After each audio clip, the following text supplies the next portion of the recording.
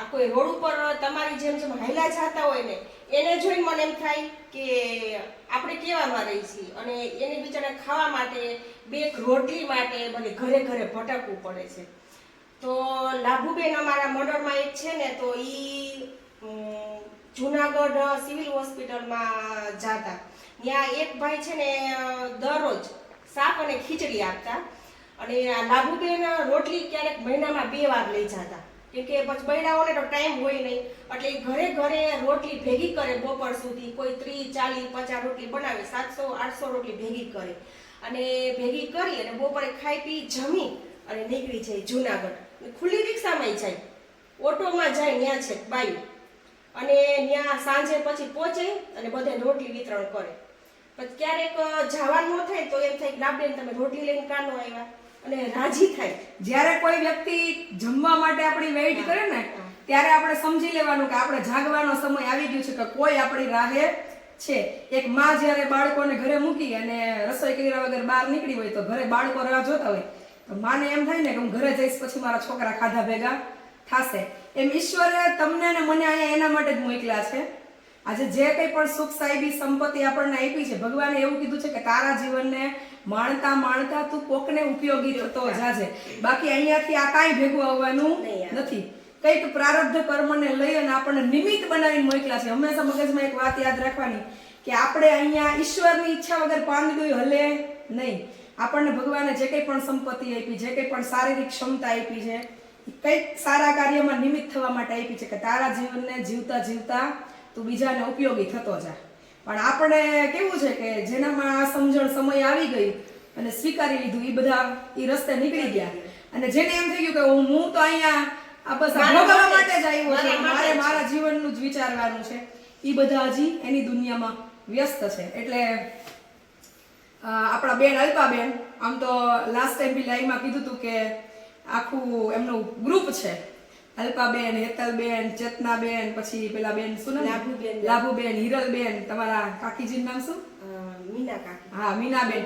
અને આમ બેન આખું પરિવાર, કેમ કે હું બધાના નામથી પર્સનલી ના ઓળખી હોય, પણ રેગ્યુલર મળતા હોય, એ બધા અમરધામ આશ્રમ પર અવિરતપણે રેગ્યુલર એમની સેવા છે. અને સાથે સાથે આપણા અલ્પાબેન અને આપણા કુમાર સંદીપ કુમાર સખિયા, એ એમનો સમગ્ર પરિવાર આજે જુનાગઢ ખાતે શ્રી લક્ષ્મીનારાયણ નામથી અન્નક્ષેત્રનું શુભ મુહૂર્ત થઈ ગયું છે. અને આવનારા સમયમાં કાયમના માટે એ અન્નક્ષેત્ર સિવિલ હોસ્પિટલ અને રસ્તા પર હેરાન થતા ખેતમજૂરો, એના બાળકો અને જેને જેને જ્યાં જરૂર છે ત્યાં અવિરતપણે આવનારા સમયમાં ખૂબ સરસ મજાની અન્નક્ષેત્રની સેવા આખું મંડળ અને આખું સખિયા પરિવાર એ સેવા અર્પણ કરવાનું છે. તો સર્વ જુનાગઢ વાસીઓને એક અપીલ છે કે તમે આ અન્નક્ષેત્રની જે જ્યોત ચાલુ થઈ ગઈ છે એમાં સાથ સહકાર આપજો, અને એમાં ભાવ પ્રેમથી આર્થિક રૂપે સાથ સહકારની મદદ તો કોઈ દી અમે માગી નથી, ક્યારે, કેમ કે જ્યાં હરિહરની હાકલ ઉપડતી હોય ત્યાં કોઈ દિવસ દાન ભેગું કરવાની જરૂર પડે નહીં, પણ તમારો સમય આપજો. ટુકડો ત્યાં હરી ઢુકડો. એટલે જ્યાં જ્યાં રામ રોટી ચાલતી હોય ત્યાં તો માં અન્નપૂર્ણાની ખૂબ કૃપા હોય, ખૂબ આશીર્વાદ હોય. એટલે અત્યારના સમયમાં છે ને, શ્રમ અને સમય એ સૌથી વધુ મૂલ્યવાન છે, કેમ કે લોકો પાસે સમય નથી, અને સમય નથી એટલે એ શારીરિક શ્રમ રૂપે એ સેવામાં કે યજ્ઞમાં આહુતિ નથી આપી શકતા. પણ ફરી ફરી જુનાગઢ વાસીઓને અપીલ છે કે અલ્પાબેનનું શ્રી લક્ષ્મીનારાયણ અન્નક્ષેત્ર છે એ સિવિલ હોસ્પિટલ જુનાગઢ ખાતે ચાલુ થઈ ગયું છે. તો બધા જોડાજો, અને જુનાગઢ અને જુનાગઢના આસપાસના વિસ્તારમાં જ્યાં જ્યાં આવા જરૂરિયાતમંદ પરિવારો કે જેને ભોજનની જરૂર હોય તો એ ટિફિન સર્વિસ આપણે પહોંચાડી શકીએ એવા આવનારા સમયમાં બધા સાથે મળીને પ્રયત્ન કરીએ. અલ્પા અને જલ્પા બે ભેગા થયા છે તો કંઈક જુનાગઢમાં માની કૃપાથી, કેમ કે જ્યારે આપણી પર અખિલ બ્રહ્માંડની જગજનની જગદંબા આપણી સાથે હોય, માં અમર આપણી સાથે હોય, અને દેવદાસ બાપુના આશીર્વાદ વરસતા હોય, લક્ષ્મીનારાયણની કૃપા હોય, અને એમાંય જ્યારે સ્ત્રી શક્તિ સેવા કાર્ય માટે આગળ નીકળે તો લગભગ કંઈ ઘટે નહીં. અને 100% ભાઈઓને બિરદાવાના, કેમ કે જ્યારે એક પુરુષનો સાથ હોય સ્ત્રીને તો જ સ્ત્રી ઘરની બહાર પગ દઈ શકે. એટલે સંદીપભાઈને ખૂબ ખૂબ અભિનંદન અને શુભેચ્છા. માં અમારે એમને ખૂબ સુખી નિરોગી દીર્ઘાયુ અર્પે. અને સર્વ ભાઈઓને અપીલ કે ઘરેથી જ્યારે સ્ત્રી કોઈ સારા કાર્ય માટે બહાર નીકળતી હોય તો સમગ્ર પરિવારે એને પ્રેમરૂપી સાથ આપવો જોઈએ. સાથ તો ઘણા આપે કે તાર જાવું હોય તો જા, હું ક્યાં ના પાડું છું, પણ તમે ખાલી કેવા ખાતર સાથ આપો ને તમે એને પ્રેમથી એમ કહો કે સારા કાર્ય માટે જા છો તો મૂંઝાતી નહીં, ચિંતા ન કરતી, હું તારી સાથે છું. તો એક સ્ત્રી છે ને એ એની જે કંઈ પણ અંતરની ઈચ્છા હોય એના કરતાં અનેક ગણું સારી રીતે સત્કાર્યનું કાર્ય છે એ પાર પાડે.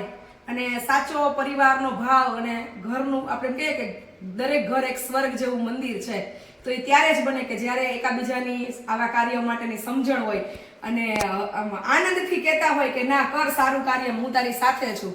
એટલે ફરીથી અલ્પાબેનને ખૂબ ખૂબ શુભેચ્છાઓ, અમરમાના આશીર્વાદ કાયમ રહે અને માં અન્નપૂર્ણા આપણી આ સેવાની જ્યોત કાયમ સામેલ રહે.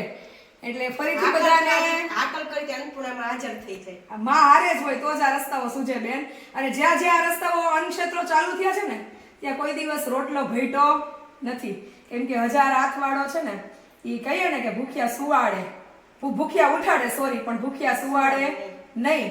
એટલે માં હાજરો હાજર જ હોય, પણ એ શક્તિનો ક્યાં ઉપયોગ ક્યારે કરવો ને જે લોકો સમય પકડી લે ને ઈ મહત્વનું છે. વિચાર તો બધાને આવે છે પણ સમય પકડી લેવાનો. સમજ શક્તિ બધાને હોય પણ ક્યાં એનો ઉપયોગ કરવો એ તમારા હાથમાં છે. હા, એટલે ફરીથી દરેક લોકોને, સાથી પરિવારની ટીમને, જૂનાગઢ વાસીઓને બધાને અપીલ, શ્રી લક્ષ્મીનારાયણ અન્નક્ષેત્રની મુલાકાત લેજો. સિવિલ હોસ્પિટલ જૂનાગઢ ખાતે રોજ સાંજે ટિફિન સર્વિસ ચાલુ થઈ ગઈ છે. 200 રોટલી રોજની. ઓકે. અને આગળ જતા જેમ જેમ હજી શરૂઆત છે, આગળ જતા જેમ જેમ જરૂરિયાત ઊભી થશે તેમ સાથે મળી અને આપણે કરશું કામ. જ્યાં જ્યાં અલ્પાબેનને મારી જરૂર પડે ત્યાં અલ્પા અને જલ્પા બે સાથે જૂનાગઢની મુલાકાતે આવશે. અને એનો સંકલ્પ પણ ખૂબ સરસ છે કે જ્યારે મારી હયાતી ન હોય ત્યારે મારો આ દીકરો કાર્યમાં સામેલ થશે. એટલે આવતો રે બેટા. શું નામ છે? કૌશલ. ચલો, એટલે અલ્પાબેનનો દીકરો કૌશલ જ્યારે આવા યુવાનો છે એ આવા કાર્યમાં જોડાય ત્યારે સૌથી વિશેષ આનંદ એટલા માટે કે ઘરમાં ધન સંપત્તિ, લક્ષ્મી અને બધું હોય, કાંઈ ઘટતું ન હોય છતાંય એને સારા કાર્ય કરવાના વિચાર આવે તો એ કોક પૂર્વના તારા કર્મો હોય, માતા પિતાની કમાણી હોય અને આપણા કોઈ ગુરુ, આપણા સદગુરુ, આપણા ઈષ્ટદેવ જેની આપણે પૂજા કરતા હોય એના આશીર્વાદ વસે ત્યારે જ આવા વિચાર આવે. બાકી તો એવું થાય કે હાલો ગાડી છે, ઓડી છે, મર્સિડીઝ છે, હરીએ ફરીએ આનંદ કરીએ, હજી સેવા કરવાની ઉંમર નથી. એટલે ખૂબ સરસ. અલ્પાબેનને, સંદીપભાઈને પણ ખૂબ ખૂબ અભિનંદન કે એમના ઘરે આવો સંસ્કારી દીકરો છે કે જે આગળ જતા મમ્મી પપ્પાનો વારસો સંભાળશે અને આ સત્કાર્યની જ્યોતને અખંડ રાખશે. જ્યોત આપણે ભગવાનના મંદિરમાં દીવો કરીએ અને ત્યાં અખંડ રાખીએ, એ જ્યોત તો આપણા જીવતરમાં એક એવો પ્રકાશ ફેલાવે કે આપણને સારા નરસા, સાચા ખોટાની સમજ કરાવે, કે આપણને ઈશ્વરનો ડર રહે કે આપણે આ કરાય આ ન કરાય. પણ જ્યારે આવી જ્યોત પ્રગટી જાય ને કે જે અખંડ આવી રીતે વરસાવવાની છે સત્કર્મ રૂપી, પછી એના અનુભવો અને એનો આનંદ અલૌકિક હોય. ઈ આપણે અનુભવ કરીએ જગતમાં અજવાળું ફેલાય તો જ આપણને ખ્યાલ આવે. અનુભવ વગર ઈ જ્યોતની આપણને આનંદની અનુભૂતિ થાય નહીં. એટલે કૌશલને ખૂબ ખૂબ અભિનંદન, અલ્પાબેનને ખૂબ ખૂબ અભિનંદન અને સંદીપ કુમારને પણ ખૂબ ખૂબ અભિનંદન. અને હું તો એવી વિનંતી કરું સાથી પરિવારમાં બધાય જમાયું આવા બની જાય કે જે જાહેરમાં બાયણે આવે કે બેન હવે અમે અમારી ઘરવાળીઓને છૂટ દઈ દઈએ કે ઘર પરિવાર, અને દરેક લોકોને એ વિનંતી કે ઘર પરિવારની જવાબદારી નિભાવી અને પછી પરમાર્થ કરવું. એ આપણા ઘરમાં બાળકો આપણા ભૂખા હોય, આપણા સાસુ સસરા ભૂખા હોય ને આપણે બહાર સેવા કરવા નીકળી જઈએ એનો કોઈ મતલબ નથી. એટલે જે સમય મળે આપણી જવાબદારી અને ફરજો ચૂકવા વગર નિભાવતા આપણા કાર્ય કરવાનું છે. ફરીથી બધાને જાજા કરીને જય મા અમર, સદદેવીદાસ, અમરદેવીદાસ, જય શ્રી કૃષ્ણ, જય લક્ષ્મી, જય લક્ષ્મી નારાયણ.